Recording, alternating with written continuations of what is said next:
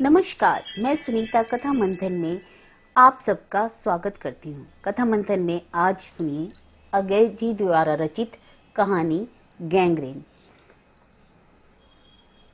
दोपहर में उस सूने आंगन में पैर रखते हुए मुझे ऐसा जान पड़ा मानो उस पर किसी शाप की छाया मंडरा रही हो। उसके वातावरण में कुछ ऐसा अकथ्य, अस्पर्शीय किंतु फिर भी बोझल और प्रकंपमय और घना सा फैल रहा था। मेरी आहट सुनते ही मालती बाहर निकली। मुझे देखकर पहचान कर उसकी मुरझाई हुई मुख मुद्रा तनिक से मीठे विस्मय से जागी सी और फिर पूर्वत हो गई। उसने कहा, आ जाओ, और बिना उत्तर के प्रतीक्षा किए भीतर की ओर चली और मैं भी उसके पीछे हो लिया। भीतर पहुंचकर मैंने पूछा, वे यहाँ नहीं है? नहीं है, अभी नहीं आए, दफ्तर में है, थोड़ी देर में आ जाएंगे। यही कोई 1:30-2 बजे आया करते हैं। कब के गए हुए हैं? सवेरे उठते ही चले जाते हैं।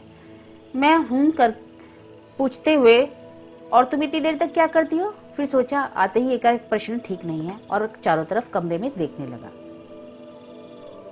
मालती एक पंखा उठा लाई और मुझे हवा करने लगी। मैंने आपत्ति करते हुए कहा, नहीं नहीं, मुझे नहीं चाहिए, पर वह नहीं मानी और बोली, वाह, चाहिए कैसे नहीं, इतनी धूप में तो आए हो यहाँ तो। अच्छा लाओ, मुझे दे दो। वह शायद ना करने वाली थी, पर तभी दूसरे कमरे से एक शिशु के रोने की आवाज सुनकर उसने चुपचाप पंखा मुझे दे दिया और घुटनों पर हाथ टेककर एक थकी हुई करके उठी और भीतर चली गई।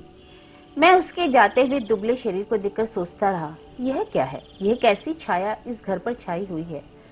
मालती मेरे दूर के रिश्ते की बहन है, किंतु उसे सखी कहना ही उचित है, क्योंकि हमारा परस्पर संबंध साख्य का ही रहा है। हम बचपन से इकट्ठे खेले, इकट्ठे लड़े पिटे और हमारी पढ़ाई भी बहुत सी इकट्ठी ही हुई है और हमारे व्यवहार में सदा साख्य की स्वेच्छा और स्वच्छंदता रही है। वह कभी भातृत्व या बड़े छोटेपन के बंधनों से नहीं घिरा। मैं आज कोई 4 वर्ष बाद उसे देखने आया हूँ। जब मैंने इससे पूर्व उसे देखा था तब वह लड़की ही थी। अब वह विवाहिता है, एक बच्चे की माँ भी है। इससे कोई परिवर्तन उसमें आया होगा, और यदि आया होगा तो क्या, यह मैंने अभी तक सोचा नहीं था। किंतु अब उसकी पीठ की ओर देखता हुआ मैं सोच रहा था, यह कैसी छाया इस घर पर छाई हुई है, और विशेषतः अपनी मालती पर। मालती बच्चे को लेकर लौट आई और फिर मुझसे कुछ दूर नीचे बिछी हुई दरी पर बैठ गई। मैंने अपनी कुर्सी घुमाकर कुछ उसकी ओर उन्मुख होकर पूछा, नाम क्या है इसका? मालती ने बच्चे की ओर देखते हुए उत्तर दिया, नाम तो कोई निश्चित नहीं किया, वैसे इसे टिट्टी कहते हैं। मैंने उसे बुलाया, टिट्टी, टिट्टी आजा, आजा टिट्टी, पर वह अपनी बड़ी बड़ी आंखों से मेरी ओर देखता हुआ अपने माँ से चिपट गया और रुआंसा होकर कहने लगा, ओह ओ ओ ओ।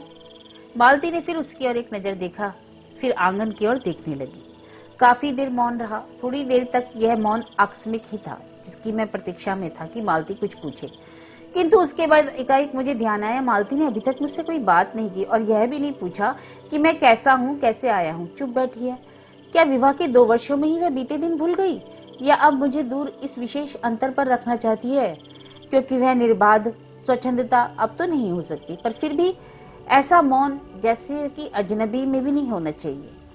मैं कुछ खिंसा होकर दूसरी ओर देखते हुए कहा, जान पड़ता है तुम्हें मेरे आने से विशेष प्रसन्नता नहीं हुई। उसने एकाएक चौंककर कहा, यह प्रश्न सूचक था, किंतु इसलिए नहीं कि मालती ने मेरी बात नहीं सुनी, केवल विस्मय के कारण। इसलिए मैंने अपनी बात दोहराई नहीं, चुप बैठा रहा। मालती कुछ बोली ही नहीं। तब थोड़ी देर बाद मैंने उसकी ओर देखा। वह एकटक मेरी ओर देख रही थी, किंतु मेरे उधर उन्मुख होते ही उसने आंखें नीची कर ली। फिर भी मैंने देखा, उन आंखों में से कुछ विचित्र सा भाव था, मानो मालती के भीतर कहीं कुछ चेष्टा कर रहा हो, किसी बीती हुई बात को याद करने का, किसी बिखरे हुए वायुमंडल को पुनः जगाकर गतिमान करने का, किसी टूटे हुए व्यवहार तंतु को पुनर्जीवित करने का, और चेष्टा में सफल नहीं हो रही है। वह जैसे देर से प्रयोग में न लाए हुए अंग को व्यक्ति एकाएक उठाने लगे और पाए हैं कि वह उठता ही नहीं। तभी किसी ने किवाड़ खटखटाए। मैंने मालती की ओर देखा, वह हिली नहीं। जब दूसरी बार किवाड़ खटखटाए गए तब वह शिशु को अलग करके उठी और किवाड़ खुलने गई। वे यानी मालती के पति आए। मैंने उन्हें पहली बार देखा था, यद्यपि फोटो से उन्हें पहचानता था। परिचय हुआ। मालती खाना तैयार करने आंगन में चली गई और हम दोनों बैठकर भीतर बातचीत करने लगे, उनकी नौकरी के बारे में, उनके जीवन के बारे में और उस स्थान के बारे में, ऐसे अन्य विषयों के बारे में जो पहले परिचय पर उठा करते हैं, एक तरह का सुरक्षात्मक कवच बनकर। मालती के पति का नाम है महेश्वर। वह एक पहाड़ी गांव में सरकारी डिस्पेंसरी के डॉक्टर हैं। उसी हैसियत से इन क्वार्टरों में रहते हैं। प्रातःकाल 7 बजे डिस्पेंसरी चले जाते हैं और 1:30-2 बजे लौटते हैं। उसके बाद दोपहर भर छुट्टी रहती है। केवल शाम को 1-2 घंटे फिर चक्कर लगाने के लिए जाते हैं। डिस्पेंसरी के साथ के छोटे से अस्पताल में पड़े हुए रोगियों को देखने और अन्य जरूरी हिदायतें करने उनका जीवन भी बिल्कुल एक निर्दिष्ट ढर्रे पर चलता है। नित्य वही काम, उसी प्रकार के मरीज, वही हिदायतें, वही नुस्खे, वही दवाइयाँ। वह स्वयं उकताए हुए हैं और इसलिए और साथ ही इस भयंकर गर्मी के कारण वह अपने फुर्सत के समय भी सुस्त रहते हैं। मालती हम दोनों के लिए खाना ले आई। मैंने पूछा, तुम नहीं खाओगी या खा चुकी? महेश्वर बोले कुछ हंसकर, वह पीछे खाया करती है। पति 2:30 बजे खाना खाने आते हैं, इसलिए पत्नी 3 बजे तक भूखी बैठी रहेगी। महेश्वर खाना आरंभ करते हुए मेरी ओर देखकर बोले, आपको तो खाने का मजा क्या ही आएगा, ऐसे बेवक्त खा रहे हैं। वाह, देर से खाने पर तो और अच्छा लगता है। मैंने कहा, भूख बढ़ी हुई होती है, पर शायद मालती बहन को कष्ट होगा। मालती टुककर बोली, मेरे लिए तो यह कोई बात नहीं है, रोज ही ऐसा होता है। मालती बच्चे को गोद में लिए हुए थी। बच्चा रो रहा था, पर उसकी ओर कोई ध्यान नहीं दे रहा था। मैंने कहा, यह रोता क्यों है? मालती बोली, हो ही गया है चिड़चिड़ा सा, हमेशा ही ऐसा रहता है। फिर बच्चे को डांट कर कहा, चुप कर, जिससे वह और रोने लगा। मालती ने भूमि पर बैठा दिया और बोली, अच्छा ले रो ले, और रोटी लेने आंगन की ओर चली गई। जब हमने भोजन समाप्त किया तब 3 बजने वाले थे। महेश्वर ने बताया कि उन्हें आज जल्दी अस्पताल जाना है। यहाँ 1-2 चिंताजनक केस आए हुए हैं जिनका ऑपरेशन करना पड़ेगा। 2 की तो शायद टांग काटनी पड़े, गैंग्रीन हो गया है। थोड़ी ही देर में वह चले गए। मालती किवाड़ बंद कराई और मेरे पास बैठने ही लगी थी कि मैंने कहा, अब खाना तो खा लो, मैं उतनी देर टिट्टी से खेलता हूँ। वह बोली, खा लूंगी, मेरे खाने की कौन बात है, किंतु चली गई। मैं टिट्टी को हाथ में लेकर झुलाने लगा, जिससे वह कुछ देर के लिए शांत हो गया। दूर शायद अस्पताल में ही 3 खड़के। एकाएक मैं चौंका। मैंने सुना मालती वहीं आंगन में बैठी अपने आप ही एक लंबी सी थकी हुई सांस के साथ कह रही है, 3 बज गए। मानो बड़ी तपस्या के बाद कोई कार्य संपन्न हो गया हो। थोड़ी ही देर में मालती फिर आ गई। मैंने पूछा, तुम्हारे लिए कुछ बचा भी है था कि सब कुछ? तो बहुत था। हाँ बहुत था, भाजी तो सारी मैं ही खा गया, वहां बचा कुछ होगा नहीं। यूं ही रौब तो ना जमाओ कि बहुत था, मैंने हंसकर कहा। मालती मानो किसी विषय की बात करते हुए बोली, यहाँ सब्जी वब्जी तो कुछ होती ही नहीं, कोई आता जाता है तो नीचे से मंगा लेते हैं। मुझे आए 15 दिन हुए हैं, जो सब्जी साथ लाए थे वही अभी तक बरत रही हूँ। मैंने पूछा, नौकर कोई नहीं है? कोई ठीका तो मिला तो नहीं? शायद 1-2 दिन में हो जाए। और बर्तन भी तुम ही मांजती हो? और कौन? कहकर मालती क्षण भर आंगन में जाकर लौट आई। कहाँ गई थी? मैंने पूछा। आज पानी नहीं है, बर्तन कैसे मांजेंगे? क्यों, पानी को क्या हुआ? रोज ही होता है, कभी वक्त पर आता ही नहीं। आज शाम को 7 बजे आएगा, तब बर्तन मांजेंगे। चलो फिर तो तुम्हें 7 बजे तक छुट्टी हुई। कहते हुए मैं मन में सोचने लगा, अब इस बेचारी को रात के 11 बजे तक काम करना पड़ेगा। छुट्टी क्या खा कोई? यही उसने कहा। मेरे पास कोई उत्तर नहीं था, पर मेरी सहायता टिट्टी ने की। एकाएक फिर रोने लगा और मालती के पास जाने की चेष्टा करने लगा। मैंने उसे दे दिया। थोड़ी देर बाद फिर मौन रहा। मैंने जेब से एक नोटबुक निकाली और पिछले दिनों के लिखे हुए नोट देखने लगा। जब मालती को याद आया कि उसने मेरे आने का कारण तो पूछा नहीं, और बोली, अच्छा यहाँ कैसे आए? अच्छा, तुम्हें अब याद आ गया कि तुमसे मिलने आया था, और क्या करने? तो 2-1 दिन रहोगे ना? नहीं, कल जाऊंगा, जरूरी जाना है। मालती कुछ बोली नहीं, पर खिंसी हो गई। मैं फिर नोटबुक की तरफ देखने लगा। थोड़ी देर बाद मुझे ध्यान आया, मैं आया तो मालती से मिलने हूँ, किंतु यहाँ तो वह बात करने को बैठी और मैं पढ़ रहा हूँ। पर बात भी क्या की जाए? मुझे ऐसा लग रहा था कि इस घर पर जो छाया गिरी हुई है वह अज्ञात रहकर भी मानो मुझे वश में कर रही है। मैं भी वैसा ही नीरस निर्जीव सा हो रहा हूँ, जैसे हाँ यह घर जैसे मालती। मैंने पूछा, तुम कुछ पढ़ती लिखती नहीं? मैं चारों ओर देखने लगा कि कहीं किताबें दिख पड़े। यहाँ, कहकर मालती थोड़ा हंसी कह रही थी, यहाँ पढ़ने को है ही क्या? मैंने कहा, अच्छा मैं वापस जाकर जरूर कुछ पुस्तकें भेजूंगा। और वार्तालाप फिर समाप्त हो गया। थोड़ी देर बाद मालती ने फिर पूछा, आए कैसे हो? लॉरी में? नहीं, पैदल। इतनी दूर? बड़ी हिम्मत की। अरे भाई, आखिर तुमसे मिलने आया हूँ, ऐसे ही आए हो? नहीं, कुली पीछे आ रहा है सामान लेकर। मैंने सोचा बिस्तरा ले ही चलूं। अच्छा किया। यहाँ तो बस, कहकर मालती चुप रह गई और बोली, तुम थके होंगे, लेट जाओ। नहीं, बिल्कुल नहीं थका। अरे रहने भी दो, थके नहीं, भला थके हो। और तुम क्या करोगी? मैं बर्तन मांज रखती हूँ, पानी आएगा तो धुल जाएंगे। मैंने कहा, वाह, क्योंकि यह और कोई बात मुझे सूझी नहीं। थोड़ी देर में मालती उठी और चली गई टिट्टी को साथ लेकर। मैं भी लेट गया और छत की ओर देखने लगा। मेरे विचारों के साथ आंगन से आती हुई बर्तनों के घिसने की खन खन ध्वनि मिलकर एक स्वर उत्पन्न करने लगी, जिसके कारण मेरे अंग धीरे धीरे ढीले पड़ने लगे और मैं ऊँघने लगा। एकाएक वह एक स्वर टूट गया, मौन हो गया। इससे मेरी तंद्रा भी टूटी। मैं उस मौन में सुनने लगा। 4 खड़क रहे थे और इसी का पहला घंटा सुनकर मालती रुक गई। वही 3 बजे वाली बात मैंने फिर देखी, अब की बार उग्र रूप में। मैंने सुना मालती एक बिल्कुल अनैच्छिक, अनुभूतिहीन, नीरस, यंत्रवत, वह भी थके हुए यंत्र के स्वर में कह रही है, 4 बज गए। मानो इस अनैच्छिक समय को गिनने में ही उसका मशीन तुल्य जीवन बीतता हो। वैसे ही जैसे मोटर का स्पीडोमीटर यंत्रवत फासला नापता जाता है और यंत्रवत विश्रांत स्वर में कहता है किससे कि मैंने अपने अमित शून्य पथ का इतना अंश तय कर लिया। ना जाने कब कैसे मुझे नींद आ गई। तब 6 कभी के बज चुके थे जब किसी के आने की आहट से मेरी नींद खुली और मैंने देखा कि महेश्वर लौट आए हैं और उनके साथ ही बिस्तर लिए हुए मेरा कुली। मैं मुंह धोने को पानी मांगने को ही था कि मुझे याद आया पानी नहीं होगा। मैंने हाथों से मुंह पोंछते पोंछते महेश्वर से पूछा, बड़ी देर कर दी आपने? उन्होंने किंचित ग्लानि स्वर में कहा, हाँ, आज वह गैंग्रीन का ऑपरेशन करना ही पड़ा। एक कराया हूँ, दूसरे को एम्बुलेंस में बड़े अस्पताल भिजवा दिया है। मैंने पूछा, गैंग्रीन कैसे हो गया? एक कांटा चुभा था, उसी से हो गया। अरे बड़े लापरवाह लोग होते हैं यहाँ के। मैंने पूछा, यह आपको केस अच्छे मिल जाते हैं आय के लिहाज से नहीं, डॉक्टरी के अभ्यास के लिए? हाँ, मिल तो जाते हैं। यही गैंग्रीन हर दूसरे चौथे दिन एक केस आ जाता है। नीचे बड़े अस्पतालों में भी। मालती आंगन से सुनी रही थी, आ गई, बोली, हाँ, केस बनाने में देर क्या लगती है? कांटा चुभा तो इस पर टांग काटनी पड़े, यह भी कोई डॉक्टरी है? हर दूसरे दिन किसी की टांग किसी की बांह काट आते हैं, इसी का नाम है अच्छा अभ्यास। महेश्वर हंसे और बोले, नाक काटे तो उसकी जान गंवाए। हाँ, पहले तो दुनिया में कांटे होते नहीं थे, आज तक तो सुना नहीं कि कांटों के चुभने से कोई मर जाता है। महेश्वर ने इसका उत्तर नहीं दिया, मुस्कुरा दिए। मालती मेरी ओर देखकर बोली, ऐसे ही होते हैं डॉक्टर, सरकारी अस्पताल है ना, क्या परवाह है? मैं तो रोज ऐसी बातें सुनती हूँ। अब कोई मर मुर जाए तो ख्याल ही नहीं होता। पहले तो रात रात भर जानते हैं नींद नहीं आया करती थी। तभी आंगन में खुले नल ने कहा, टिप टिप टिप टिप।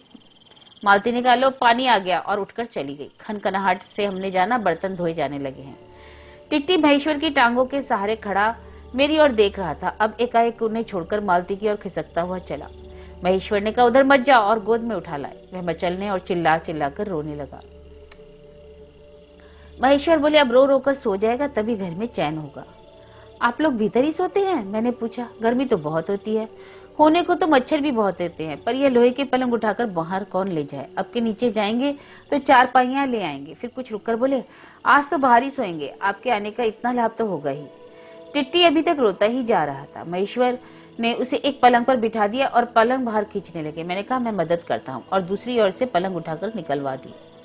अब हम तीनों, महेश्वर, टिट्टी और मैं, 2 पलंग पर बैठ गए और वार्तालाप के लिए उपयुक्त विषय न पाकर उस कमी को छुपाने के लिए टिट्टी से खेलने लगा। बाहर आकर वह कुछ चुप हो गया था, किंतु बीच बीच में जैसे एकाएक कोई भूला हुआ कर्तव्य याद करके रो उठता, फिर एकदम चुप हो जाता, और कभी कभी उस पर हम हंस पड़ते या महेश्वर इसके बारे में कुछ बात कहते। मालती बर्तन धो चुकी थी। जब वह उन्हें लेकर आंगन के एक और रसोई के छप्पर की ओर चली, तब महेश्वर ने कहा, थोड़े से आम लाया हूँ, वह भी धो लेना। कहाँ है? अंगीठी पर रखे हैं, कागज पे लिपटे हुए।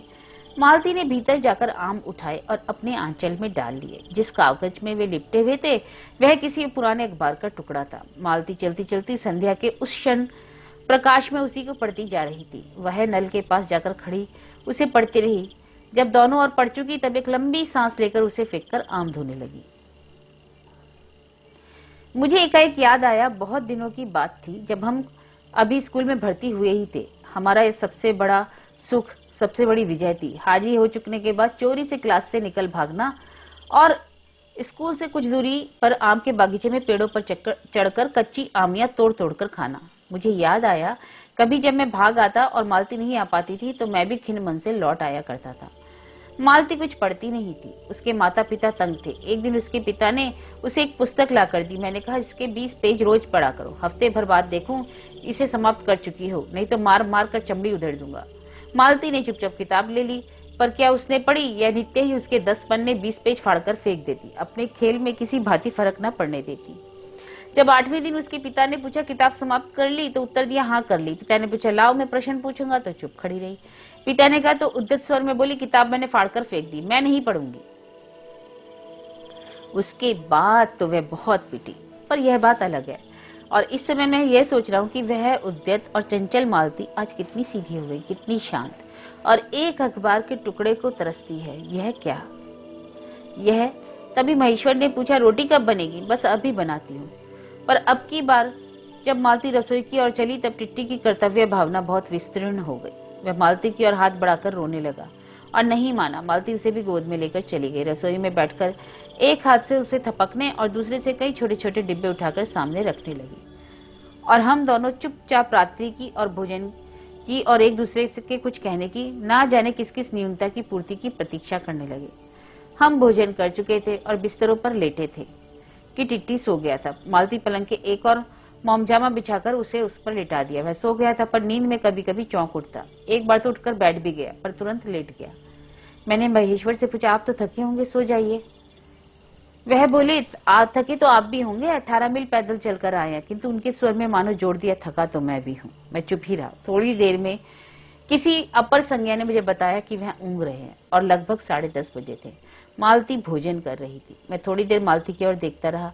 वह किसी विचार में, यद्यपि बहुत गहरे विचार में नहीं, लीन धीरे धीरे खाना खा रही थी। मैं इधर उधर खिसक कर पर आराम से होकर आकाश की ओर देखने लगा।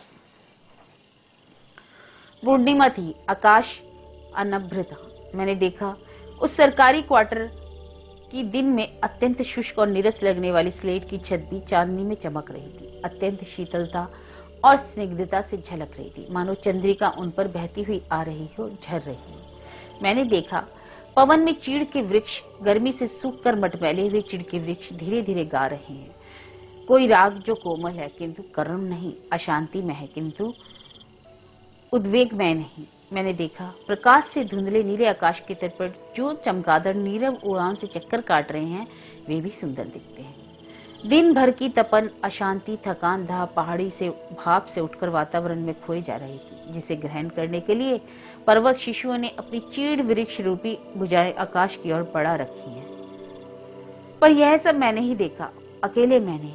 महेश्वर ऊँघ रहे थे और मालती उस समय भोजन से निर्वृत्त होकर दही जमाने के लिए मिट्टी का बर्तन गर्म पानी से धो रही थी और कह रही थी अभी छुट्टी हुई जाती है। और मेरे कहने पर ही 11 बजने वाले हैं, धीरे से सिर हिलाकर जता दिया कि रोज इतने ही बच जाते हैं। मालती ने वह सब कुछ नहीं देखा। मालती का जीवन अपनी रोज की नियति गति से बहा जा रहा था, और एक चंद्रमा की चंद्रिका के लिए एक संसार रुकने को तैयार नहीं था। चांदनी में शिशु कैसा लगता है, इस अलस जिज्ञासा से मैंने टिट्टी की ओर देखा। वह एकाएक मानो किसी शैशवोचित वामता से उठा, खिसककर पलंग के नीचे गिर पड़ा, चिल्ला चिल्लाकर रोने लगा। महेश्वर ने चौंकर कहा क्या हुआ? मैं झपट कर उसे उठाने दौड़ा। मालती रसोई से बाहर निकल आई। मैंने उस खट शब्द को याद करके धीरे से करुण स्वर में कहा चोट बहुत लग गई बेचारे को। यह सब मानो एक ही क्षण में एक ही क्रिया की गति में हो गया। मालती ने रोते हुए शिशु को मुझसे लेने के लिए हाथ बढ़ाते हुए कहा इसको चोटें लगती ही रहती है, रोज ही गिर पड़ता है। एक छोटे क्षण भर के लिए मैं स्तब्ध हो गया। फिर एकाएक मेरे मन ने, मेरे समूचे अस्तित्व ने विद्रोह के स्वर में कहा, मेरे मन ना भीतर ही बाहर एक शब्द भी नहीं लगा। माँ, युवती माँ, यह तुम्हारे हृदय को क्या हो गया है जो तुम अपने एकमात्र बच्चे के गिरने पर ऐसी बातें कह सकती हो, और यह अभी जब तुम्हारा सारा जीवन तुम्हारे आगे है। और तब एकाएक मैंने जाना कि वह भावना मिथ्या नहीं है। मैंने देखा कि सचमुच उस कुटुंब में कोई गहरी भयंकर छाया घर कर गई है। उनके भीतर, उनके जीवन के इस पहले ही यौवन में घुन की तरह लग गई है। उसका इतना अभिन्न अंग हो गई है कि वे उसे पहचानते ही नहीं, उसी की परिधि में घिरे हुए चले जा रहे हैं। इतना ही नहीं, मैंने उस छाया को देख भी लिया। इतनी देर में पूर्वज शांति हो गई।